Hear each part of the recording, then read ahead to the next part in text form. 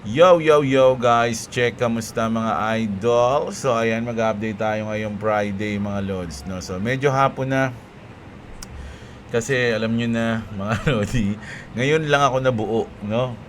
Basag tayo kagabi hanggang ngayon na madaling araw. So nagpahinga lang ako and then ngayon, ayun, naganap tayo ng news. So magbabalita na ulit tayo ngayon mga lods. No, grabe news natin ngayon mga idol.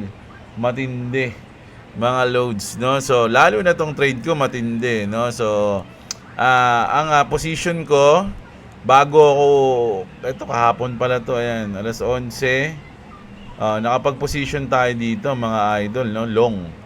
Tapos ayan, alam ko nag-profit na ako ng mga 50 USDT yata dito, o saan, tingnan ko nga. Check natin. Malaman natin 'yan eh. Ayan, mga 45 USD dito, no? Kaya lang, alam nyo na, wala ako sa bahay, no? Tayo ay lasenggo. Hindi, matin tayong birthday eh. So, hindi ko na siya hindi ko nalagyan ng lock profit or something hanggang kayo ng umaga. Nakita ko, boom, negative ako dito. Sabi kong gano'n magkano yung negative ko umabot kanina? Negative 34. Negative 34 USD, no? Nag-negative pa ako dito. Panalo na tayo, sana tayo 45 eh. So nag-negative. So ngayon, ang negative natin is 15. Ayan, negative 15 tayo dollars, mga idol. At ang aking liquidation, ito na yan, no, mga lodi, sa 2.02, no? Nako, mukhang delegates tayo dito, mga lodi. Ngayon, kasi etong ating position naman, yung liquidation natin, lampas naman siya dito, no? Lampas naman siya dito sa tawag dito, liquidation na yan. Ayan, no? Dito, mga lods, no? So kung aabutin man to, sana hindi tayo tamaan, mga lods, bago siya makabawi, no? O kaya umangat na muna siya dito para makapag-lock profit na tayo. Hindi tayo matalo, mga idol, no? So negative tayo ngayon, mga loads, negative 15 USD. Ayan, 14, oh, 'di ba? So baka sabihin niyo hindi ko sinasabi pag talo. O ayan, talo tayo ngayon, mga loads. Negative kasi napabayaan ko eh. O ayan, so malupit news natin ngayon, mga loads. Unahin na natin dito sa ating trending news to eh, mga loads eh. Kilala niyo ba to? Si Vitali. Na ito yung nangulit eh. Nangulit sa BGC. Nakulong ng 9 months. 9 months ba? Kasi April, May, June, July, August, September, October, November, December, January. Tama, halos 10 months. Grabe yung tinanda niya, no? Parang tumanda siya ng 10 taon. 'Di ba? Eto, streamer Vitali is set to deported to Russia after spending 9 months in the Philippine prison. No? 9 months, no? Buti nakasurvive siya ron.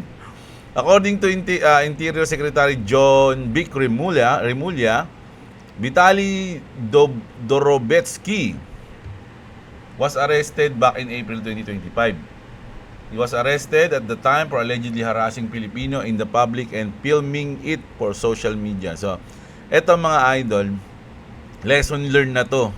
Kasi marami na tong ginawa na nakakatsupulan eh, hindi lang sa Pilipinas, mga lodi. Ba't ibang bansa, gumagawa siya ng mga kalokohan. Pero dito lang ata siya nakulong ng matagal.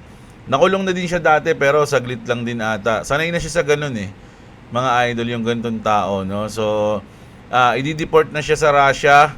Hindi natin alam, syempre, pagdating doon, baka, sa tingin nyo, ulitin niya ulit yung mga ginawa niya. Ako sa tingin ko, mga ilang, kunyari ba paglaya niya, nakabalik na siya sa Russia, mga ilang buwan lang, gagawa na naman ng kalokohan to, mga loads, no? Kasi parang ano yan eh, parang sakit niya na yan. Sabi nga dito ni Doc, meron tayong the doctor's advice. Ano ang sakit ni Vitali? Sabi dito, mga lodi. Madalas itanong ito dahil sa paulit-ulit niyang prank at content na nananakot, nanlalait at naglalagay sa iba sa panganib. Sabi dito, I believe he likely has mga katangiang kahawig ng asosocial personality disorder o yung ASPD no? As to social personality disorder. Antisocial pala, sorry. As to social. Sorry mga lods, medyo hilo-hilo pa eh. Antisocial personality disorder o yung ASPD batay sa nakikitang pattern ng asal online. Ang ASPD ay isang kondisyon ng mental health na may paulit-ulit na panlalamang, pagsisinungaling, pananakit, at kawalan ng pagsisisi, no? Kumbaga wala siyang pakialam, no? Wala akong pakialam sa inyo. Hindi to simpleng edgy humor. May indikasyon ng kakulangan sa empathy at accountability. Hindi ito diagnosis. Hindi tayo nagda-diagnose online at wala tayong hindi tayo nagda-diagnose online at wala tayong buong clinical history. So kumbaga parang hinuhulaan lang ni doc, no, na baka meron siyang ganun ng ASPD. Pero mahalagang pag-usapan kung paano na-encourage ang mga ganitong asal kapag pinapalakpakan at binaviral, no? Kumbaga parang sabik siya sa ganun, no? Sa pagiging mag-viral siya kahit ano pang gawin niya, basta mag-viral siya. It's either negative or positive, basta mag-viral siya, wala siyang pake. Hindi lahat ng bastos o agresibo ay may ASPD. At hindi rin lahat ng ASPD ay kriminal. Kapag ang pananakit ay ginagawang entertainment, nagiging normal ang mali. Kaya dapat tayong maging maingat sa sinusuportahan natin. So parang kasi hindi, mga tao kasi gusto rin ma-entertain eh. Alam niya siguro yon, no? Na kahit na negative o positive yung gawin niya, papanoorin siya ng mga tao. Diba? So, ayun yung nagsisik siya ng attention. So, wala siyang pakialam. Ngayon, yung nangyari sa kanya dito sa Pilipinas, na nakulong siya ng 9 months, no? Hindi natin alam kung ano yung mga nangyari sa kanya dun sa loob, pero grabe, no? Grabe yung parang tinanda niya. Pero ano pa rin siya, bulky pa rin, no? Hindi siya pumayat. Kasi yung una niya, mga ilang buwan ata, may picture siya parang pumayat siya eh. Pero dito naging bulky ulit siya, o 'di ba?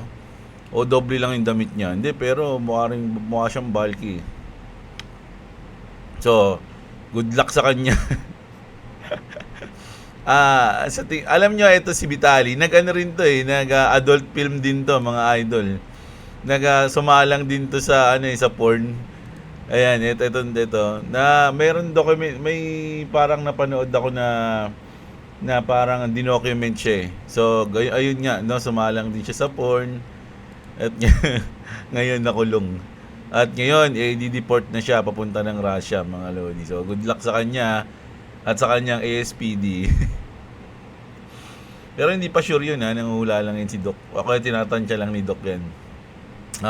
Punta na tayo sa iba pang news natin. Nako, seryoso ba kayo dyan, mga idol? Binabantaan nyo si Daddy.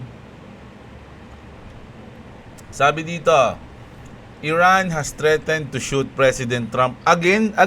But again, ibig sabihin binarla nila dati si Trump. Hindi sila nagtagumpay. Di ba? So, tinitreaten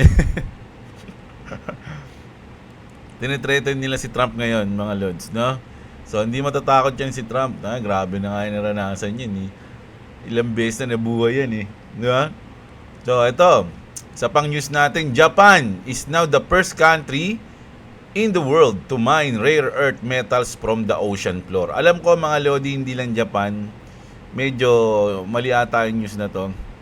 Kasi nakapanood na ako ng dokumentary ng ng China eh. China yung talagang minamay nila yung mga rare parang minerals sa ilalim ng dagat, sa floor ng dagat, mga idol, marami nun. Sa China, kaya nga yung China, 'di ba sabi nga ni Trump, bababaan na, parang may nabalita tayo noon na bababaan namin yung tariffs sa inyo, pero payagan nyo kaming bumili ng mga minerals nyo, no, na namamine nila. Sa ilalim ng dagat yun, mga lodi, yung alam ko, China yung nauna eh. Ewan ko, ba't sinabi dito Japan first daw? Pero alam ko China, meron na yan. Pero, syempre, advanced technology yan, mga idol. Yung mga ganyan, siguro napakamahal ng mga ganyang, tawag dito, gamit nila, no? Pang mine. So, solid yan mga loads, no? Yung ginagamit yung mga yan sa mga gadget, mga loads, no? Sa mga iPhone, sa mga sasakyan, yung mga rare masa. Yung mga ganyan, marami yan eh. So, ayun. So, eto. Si mga Lodi, nagbigay siya ng malupit na, yung DICT, nagbigay siya ng malupit na comment, no? Na mukhang mahirap paniwalaan o panindigan, no? Sabi kasi niya, mga Lods, no? Si cybersecurity professional kasi nag-ano yung DICT, nag-comment sila na blockchain technology is 101% hack-free. Which is siguro mahirap lang pero hindi siya hack-free mga lods, no? Walang hack-free, walang hindi na hack sa tingin alam ko. Kaya nag-alala ngayon yung mga tech experts, no? Tech experts raise concerns over DITC's 101% hack-free claim about blockchain. Sabi nga dito, cybersecurity professionals warn that calling the system invulnerable is dangerous and creates a false sense of security given the history of major crypto exploits, no? So totoo 'yun mga loads, no? Hindi mo pwedeng tawagin na hack-free yung blockchain, no? Ano 'yan mga loads? Parang malabo 'yun. Pwedeng mahirapan, no? Pero yung mga talagang mga hacker talagang kaya nila yun, alam ko. Ganun di ba? Hindi man sa ngayon, pero mahanapan nila ng butas yan, di ba? Kasi, dahil ata dito, mga lods, no? DICT Philippines to launch world's first fully on-chain national budget, no? So, yung nilabas daw na budget, on-chain na, no? 2026 General Appropriation Act, ilalagay sa blockchain. The DICT confirms the 2026 General Appropriation Act will be the first in history to utilize a tamper-proof blockchain system for total fiscal transparency. Pero goods ako dito. Para transparent, no?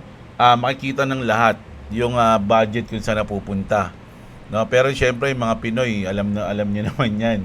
No, mga talentadong yan basta makakalamang, manggugulang gagawa nila ng paraan. So hintayin natin kung ano magiging kakalabasan nitong ginawa nila. Pero for me, one step forward to mga lord. So goods na goods yan sa akin mga lodi. Syempre transparency is important, di ba? So dito tayo, no? Meron ako nakitang news dito pero unahin muna natin to. Beast Industries company behind YouTube sensation Mr. Beast receive a 200 million o 11.9 billion pesos investment from the world's largest Ethereum treasury, yung Bitmine na treasury company. The investment gives Bitmine a stake in Mr. Beast brand, which has strong appeal amongst Gen Z and Gen Alpha, no? So kumbaga sumabay ngayon to si Tom Lee. Si Tom Lee to na dito tayo kasi siya trending ngayon si Mr. Beast. Invest tayo $200 million. So ito yung gusto ko makita nyo mga idol, no? Ito kaya sinasabi ko know what you hold, no? Kaya kailangan natin talaga magkaroon ng Clarity Act batas, no? Nung 2021 mga idol, ito yung mga number of failed cryptocurrencies by year. Ito yung mga nag-failed o nag-rug pull o kung ano man ang tawag nyo doon, no? Na bankrupt, nag-rug pull, nang iwan na mga token. Ito yung mga bilang nila. Noong 2021, 2,584 tokens, no? Yung nag-rug pull. Sabi natin nag-rug pull. Grabe yung doble niya noong 2022. Talaga siya, no? From 2,500 naging 200,000. Ano yun, di ba? Tapos in 2023, ganun din, 200,000 din, mahigit, 245. 2024, 1 million, mga lodi, grabe, nag-12x. Nag-12x o nag-11x noong 2025. O imagine mga idol, yung mga meme coin hunter, yung mga talagang pag may nakita lang na token, uy, lumilipad to, punta tayo dyan. Imagine mga idol kung ilan ang mga token na failed, na nag-failed bawat taon. 2025 alone, mga loads, tignan nyo, 11,564 token ang walang silbi. Tapos, mas may iniwala kayo din sa mga nagpo-promote ng mga ganyan-ganyan ng mga token. Ako, mas maganda na, kasi ako dati pa nung una pa lang, mga idol, nung na nag-i-invest ako, ang motto ko na nun, sa akin lang yun yung top 100 to top 200 sa CoinGecko. Ayan yung mga aaralin ko. Ganun yun sa akin, no? Hanggang top 200. Kasi nung dati, nung nag-aksi ako, wala pa naman sa top 100 yung SLP Malayo nga siya Di ba? Pero, hanggang top 200, hanggang dyan lang ako mga lods. Hindi na ako mag-aano ng mga iba-ibang token. Kumbaga, aralin ko XDC, ayan, aralin natin, ano ba yung mga goal niya, sino yung partner niya, ano yung roadmap niya, ano yung nakalagay sa white paper. Ganun, no? Hindi yung mga bagong, kumbaga kasi nandito na sila Kumbaga nagtagumpay na sila, umabot na sila sa top 100. So for me, may bilang na sila sa crypto space. So doon ako nasumusugal. Pero pinag-aaralan ko pa rin. 'Di ba? Pero yung nakakakita nyo lang, kakaano nyo lang, nako mahirap yun mga idol Para sa akin hindi ako sumusugal sa ganun. Halimbawa, nandito na kayo sa top hindi, ibang page pala to, sorry. 186. Wala pala. Anong page ba dapat po? Ayan, sabihin nating page 5. Ayan. So medyo hindi na tayo. Ito Arkham, medyo alam ko pa to. Linya, alam din natin 'yan, 'di ba? Naging partner daw ng Swift 'yan Ordi Ron, andito pala yung Ron Ayan 100 pang 423. Yung Ron coins na umahataw ngayon. Tsaka yung AXS, di ba? Dati yung Ron, nasa top 100 to Tama ba? AXS yun. Basta may token yung Axie na nasa top 100 Nakita niyo yung masyado nilang nilayo, di ba? XRP Network, ano to? XPR pala, nakakala ko XRP. Di ba? So, pag-aaralan niyo. Ako hindi na ako papasok dito sa mga nasa page 5. Hanggang page 1 and 10, 1 and 2 lang ako. Yung pump dito yung pump di ba? So, ingat kayo mga idol, lalo na sa mga ini-investan nyo na coins. Mas maganda mag-invest na kayo sa mga solid na. Ayun lang yung payo ko. Pero kung gusto nyo sumugal sa mga meme coins, sa mga shit coins, kayong bahala, mga lods. Pera nyo yan. Ayan, grabe, 11 million 2025 pa lang 11,500,600 564,909. Grabe yun. Ayan yung mga bilang ng token. Kaya parang hirap tuloy ang hirap mamili ng token na parang magpapayaman sa'yo. Kaya doon na lang tayo sa solid ito na. Punta na tayo dito. Nako, tulad nito. Ano yung token nitong Pixieland? Diba? Malamang wala na rin to mga idol. Sabi dito ni Kagi, breaking Pixieland, a Ronin game this time. Shutdown Web 3 operations and transition to full Web 2. Kumbaga, from Web 3, umatras sila, Bumalik sila sa Web 2. All NFT items can be claimed as a Web 2 item na lang siya, mga lods, Kasi hindi na nga siya Web 3, hindi kinaya. Mahirap kasi sa Web 3 talaga, mga idol Is this a rug or rug pull? Let me know what you think. Sabi rito, my opinion is that at least they are honoring the NFTs as Web 2 item. Kumbaga, hindi nila binasura. Kumbaga, talagang imbis na pilitin nila sa Web 3, nilagay na lang nila sa Web 2 para mas madali. Developing a fully Web 3 game is hard. Totoo yan. There isn't enough players here to sustain the business. Isa pa yun. Kapag hindi nag-i-enjoy, kumbaga kasi gameplay talaga yung dyan paglalaba. Pag nag-enjoy yung game, kahit na minsan maliit lang yung kita mo, o kaya kahit di ka kumikita, basta na-enjoy mo yung game.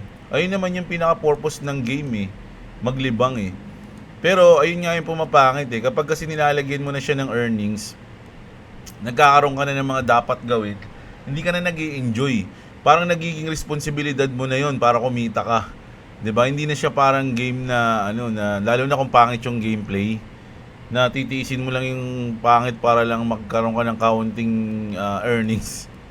So doon pumapangit 'yun mga idol, no? So siguro for me ito hindi na magtatagal no.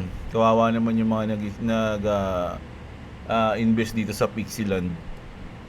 No? Ako sa tingin ko hindi natatagal 'yan kahit na lumipat sila sa Web 2. Kung wala naman ng player na naglalaro, mahirap talaga i-sustain 'yan mga lods, no? So ayan, ako punta na tayo dito sa mainit na news natin.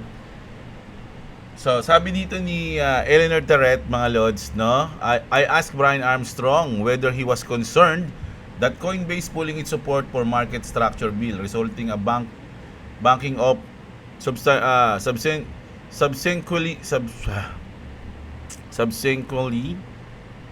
paano basahin to? Subsequently. Dali lang, hindi ako makakatulog nito eh. Nabanggit ko na ba ito dati? Peace.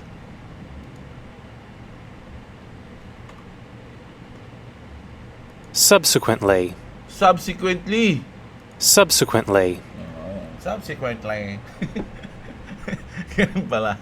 Ganun pala. Backing up subsequently, canceling today's markup may have permanently hurt the bill chances, no? Parang si Brian Armstrong parang inano niya bigla no. Kumbaga patapos na sana yung kaya lang meron siyang ayaw so nagkaroon tuloy ng parang delay. No, which is for me tama naman kasi pangit naman mamadali mo tapos mali-mali, di ba? So, basahin na natin 'to. Sabi ni Armstrong, hindi sila nag-aalala na nabitin ang bill na dapat sana ay na-markup na sa committee. Sa tingin niya, mabuti pa nga na na-delay dahil mas nagkaroon na ng seryosong usapan ngayon para ayusin ang mga problematic na parte nito. May petition din daw na mahigit 3,200 bangko ang pumirma laban sa pagpahayag ng crypto. Sa pagpahayag ng crypto companies na magbigay ng rewards o yields. Ayun talaga yung gusto kasi ni Brian Armstrong yung sa stablecoin Mga idol talagang pinipilit niya. Malinaw na takot sila sa competition mula sa crypto. Tama rin yun. Mga idol, no, yung mga bangko mas pumapabor kasi sa kanila mga idol, parang ganun. Sa madaling sabi, si Armstrong optimistic pa rin. Tingin niya dahil sa nangyaring drama na to, lalong lumakas ang diskusyon para makabuo ng mas magandang batas na para sa lahat. Hindi lang sa traditional banks. Kaya kahit mukhang setback muna, long term, mas maganda raw para sa industriya. Kung may part na gusto mong mas malinaw na, kasi ayun yung parang naging focus ngayon, no? Dahil doon nagkaroon ng mas masusing pag-uusap daw, sabi ni Brian Armstrong. Pero mga idol si Brian Armstrong, parang ang nirepresenta niya yung Coinbase, no? So marami kasi mga lods, maraming company na nandun, o kumbaga andun din, basta marami yung Kraken, di ba? Pero hindi naman nagreklamo yung Kraken. So siya lang yung kumbaga nag-voice out, no? Kaya ito mga lods, no? Ito yung reply ni Brad Garlinghouse dun sa ginawa ni Brian Armstrong. Ito yung niya, yung thoughts niya ron o take niya ron. Fresh from the CFC's Moritz panel, Ripple CEO Brad Garlinghouse addresses Coinbase withdrawal of support for the Clarity Act. Brian Armstrong and the Coinbase team have raised fair concern. Sabi niya, kumbaga fair concern nga, pero na-surprise daw siya dito mga idol, no? I was surprised how paano basahin na naman yan? Vehemently? I was surprised how vehemently they came out and said, look, we can't support this, no? Parang nagulat daw si Brad Garlinghouse, hindi mo susuportahan, parang ganun. The rest of the industry really is still leaning in and supporting it, and I think constructively trying to work through, no? Thoughts on the path forwards, mga idol, no? So sa tingin ko sila Brad Garlinghouse wala silang problema dun sa batas. No? Hindi nila masyadong concern 'yun. Ewan ko lang kung ganun yung parang pinaka parang pinapalabas niya, no? Pero sabi niya kasi nagulat siya no? How vehemently. Ano ba yung vehemently? Ano ibig sabihin nito? Parang sobrang reaksyon, ganun. O ano ba yun? In Tagalog. Marubdob. Ano yung marubdob? Pati in Tagalog, di ko alam marubdob. Ano yung marubdob? Ayun, para namang ano to si Google. Meaning na nga lang.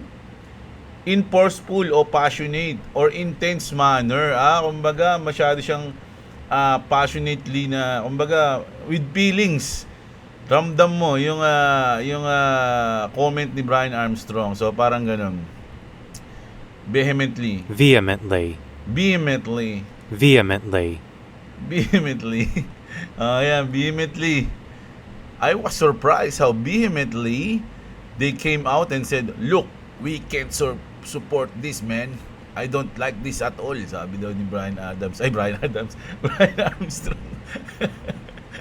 Brian Armstrong. Ano ba yan?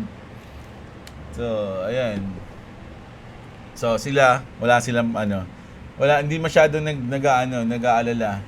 Kaya nga, sabi ko hindi lang Coinbase tsaka Ripple yung nandun Major players including Andreessen Horowitz, Circle nandun din, Paradigm, Kraken, and Ripple have reaffirmed their support on moving the legislation forward, no? So, sa madaling salita, in layman's term, si Brian Armstrong lang, no, ang vehemently reacted. Ang nag-react ng violently. No? Violent reaction ba yun? Hindi naman. Sakto lang. No? So, ayun. Mga idol, no? Eto. Bago tayo magtapos, para to sa mga galit sa XRP, no? Ito yung, ano nyo to?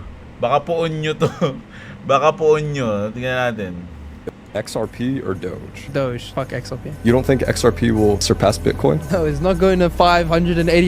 I hate the community behind XRP. It's probably the worst people. They're not in anything else. They're just in XRP. And it's like 35-year-old dads that have put like their entire 20K into XRP. It's just bullshit. Like, it's not going to multiple $1,000s. It's not going to flip gold. Like, XRP is a piece of shit. It has a cult-like community, so it performs pretty well. Like, it's outperformed a lot of things. But yeah, I hate XRP. I hate XRP. Sa huli niya parang iyak na siya. I hate XRP. Di ba? Galit na galit siya mga idol, no? Sabi niya, yung mga holders daw ng XRP walang ibang hold kundi XRP lang. Mga kulto na parang ang daming nasasabihan ng mga kulto na coins, no? Yung XRP, yung Pi. Nasabi nila ganun. No, ba't kailangan niyo pa mag-hate sa mga token sa crypto? Dapat kung nasa crypto space tayo, lahat nagmamahalan, no? Kasi lahat naman tayo nagki-crypto di ba? Hindi naman kasi pwedeng isang gusto nyo ba isang crypto lang, Bitcoin lang? Kayo ata yung kulto Bitcoin lang yung gusto nyo di ba? Tayo. Nagdagdag ako ng nasabi ko na pala yun, no? Na nagdagdag ako ng invest na 2 coins So, siguro nasa 7 na ata yung aking 8 yung aking coins, no? Pero maliliit lang yun mga idol. Maliliit lang invest ko dun. Kasi pag nag-bull run naman talaga, lahat naman yan lilipad Ang tatanungin mo lang dyan kung sino yung talagang magtuto the moon. Ganun yun mga idol, no? So, ayan, yun yung news natin ngayong Biyernes.